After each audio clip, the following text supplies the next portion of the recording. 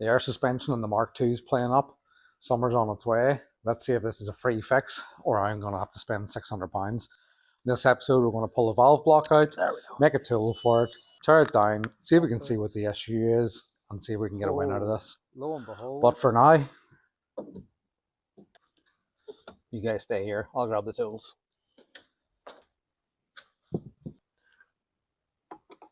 So, while I call this a £600 fix, it's not exactly true.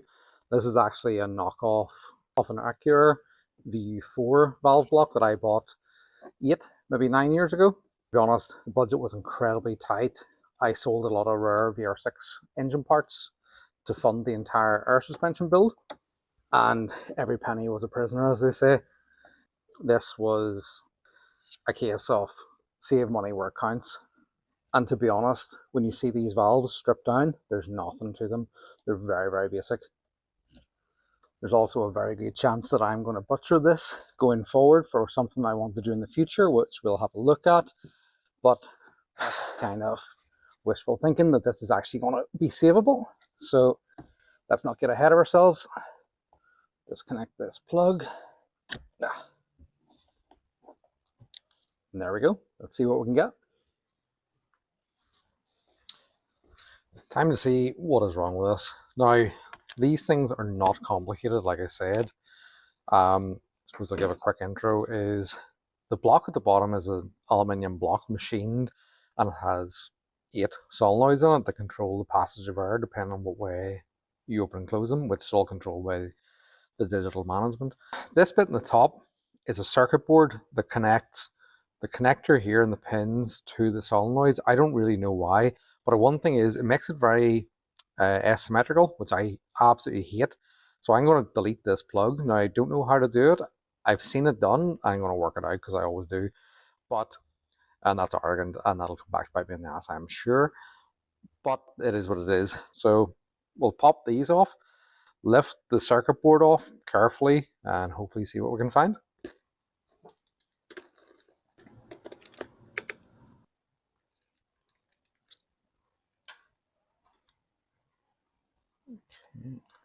Circuit board lifted up. Break the bond of the rubber that has been on for 10 years. Take this off upside down. Hopefully it'll all stay in one piece. Or else I will be buying a new valve block rather than trying to work this out. And off we go. So the solenoids themselves are just like little magnets that basically open and close the valve. So these should come away with the circuit board like so. This leaves us our poppet valves. So there's inside your solenoids, rubber band, just holding these in, making them look a little bit better, and the circuit board on top. So we'll play with that and see what we can do with it. So here we go, poppet valves. How do I remove these? Little dots here. I imagine there's a tool to go into this and remove it. There's probably a specific tool for this. I don't have it, so let's see what we can come up with. Now, no luck with an actual tool that will do this, but we can get around that. So basically what I need is something that goes down over this and slots into those 2 dots and locks in, and then I can remove it.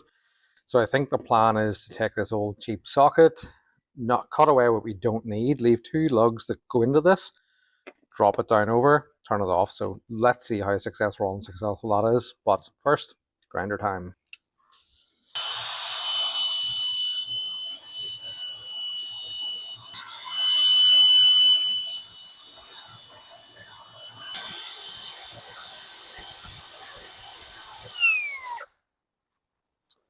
So, as a man who has no money and is well used to modifying tools to make shit work, here we go. I don't know if you can see it. There's 2 little spuds left here. I don't know if that works or not. And they'll drop in. So hopefully this is the point where either these come out or I make an absolute fool of myself. Let's see if we can get these located. There we go. Sounds positive. Yeah, boy. So let's slack these all off then. I have spoken too soon.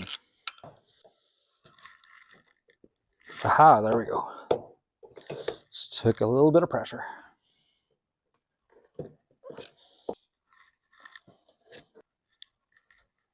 Ah, there we go. Success.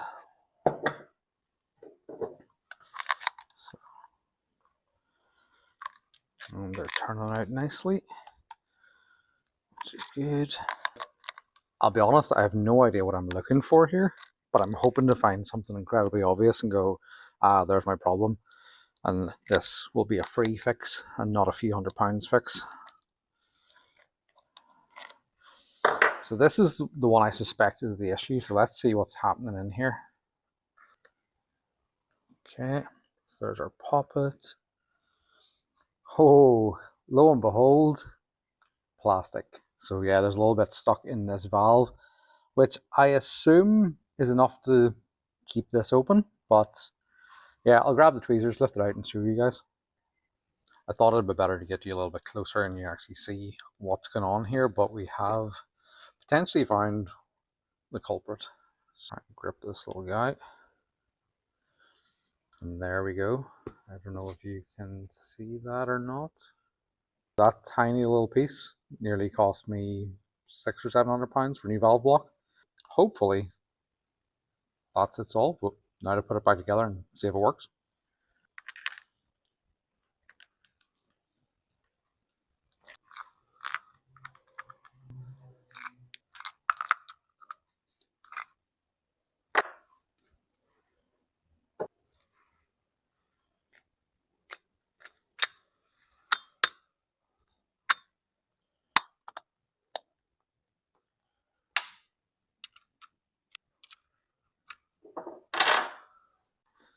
Now we find out if I have made an absolute fool of myself.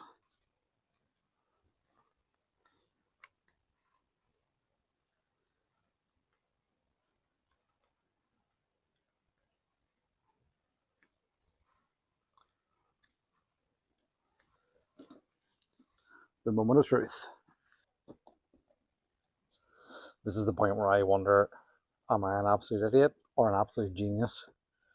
And to be honest, you're probably thinking the same.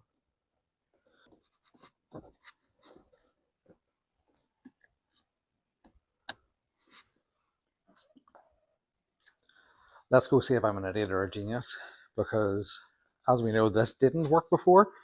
The front right button on the controller here just dumped the air out. So with any luck, if this has worked, this should give a little click from the solenoid at the back and this will raise. So let's see what happens.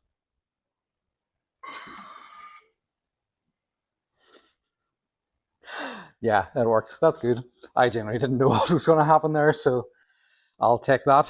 It might have been a small bit of plastic causing all that issue, but I'll definitely take it. And to be honest, 9 years for a knockoff £150 valve, I'll take that. It's still going strong. So, and with that sorted, there's only one last thing to do, and it is the most satisfying part of all this. And I actually think this is more satisfying than getting that fix in the valve, and it is knocking things off the list. We actually forgot to do this in the last episode. I'm surprised nobody pointed it out. So we have fixed the number plate lights. You might notice that the cardboard box has been torn down a bit. It was a bit unwieldy. We have sorted the leaking valve block. And while there's still a lot to do, we're getting there. Also, a new tool arrived today. If you know what this is or you can guess what it's for, stick it in the comments, let me know. I'm sure some of you out there will know.